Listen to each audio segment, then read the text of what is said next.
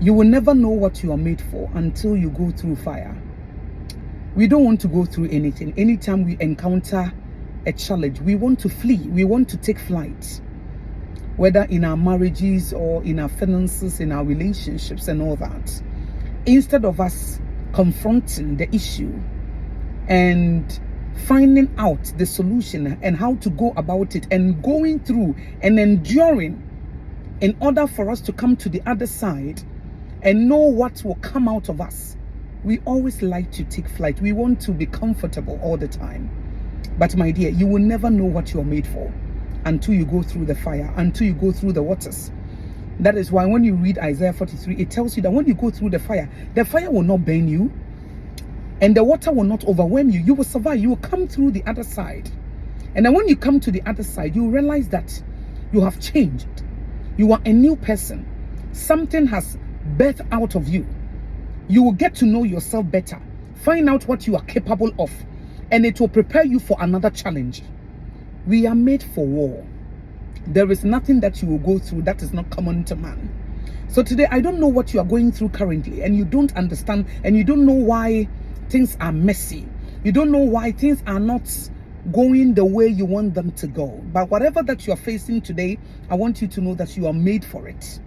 You are made for it. If you will partner with the Holy Spirit, He will guide you through and through. Sometimes we want God to take our problems away, to take it out. Lord, I don't want to go through anymore. I want you to change my spouse. I want you to change my son. I want you to change my finances. I want you to change it. If you don't change it, I don't think I can survive another day. You can survive. You can survive if you partner with Him. I'm reading the book of Genesis, and this morning I was reading Genesis chapter 41. And then when I go to Genesis chapter 41, verse 51 and 52, and the account of Joseph. And Joseph gave birth to two sons. The first one was called Manasseh. And then he said, God has helped me to forget my trials, my pain, my troubles, my father's house. And then the second one was called Ephraim. And he said, oh, the Lord has helped me to be fruitful in the land of my affliction. To be fruitful in the land of my affliction, in the land of my pain. So, wherever you are right now, that is the place of your affliction, the place of your pain. If you will only partner with God and do life His way and have the right attitude, something good will come out of it. Your place of affliction, something wonderful will come out of it. You will be fruitful in that place. You will be fruitful in that place. Joseph was fruitful in Egypt. So you can also be fruitful in that pain, in that suffering, in that temptation, in that trial. So don't run away from challenges, embrace them with the right attitude. Number one, ask God, Father, help me to see this challenge the way you see it. Help me to see this challenge the way you see this challenge. Because I don't know what you are up to, but I know you are up to something. And then number two, say to yourself, I am made for it. This is common to man. There is no temptation that the Lord will allow my way that is greater than me. I am made for it. So remember, I am made for it. And then number three, I can do all things through Christ who strengthens me. God is with me, so I cannot fail. When you read Hebrews chapter 13, verse 5, it tells us that I will never leave you, I will never forsake you. God is with me right here. And He knows this. This is not a surprise to Him because He knows the end from the beginning. This is not a surprise to Him. This is not a surprise to Him. You can be fruitful. And then tell God, number four, Lord, I want to see this challenge the way you see it, and I want to confront it the way you want me to confront it. I want to have the right attitude. I need the right perspective. So give it to me. I need to have the right perspective. I need to see this differently. Maybe I see this as a challenge, but this thing, this problem, this suffering, maybe you brought it, you allow it. It is not God. I mean, we have an enemy who doesn't like us, and he is always trying to push us, press us to fall. But God is capable of using everything. God is capable of mixing all of them together to make something wonderful out of it. Okay, so He can use it. He can use it.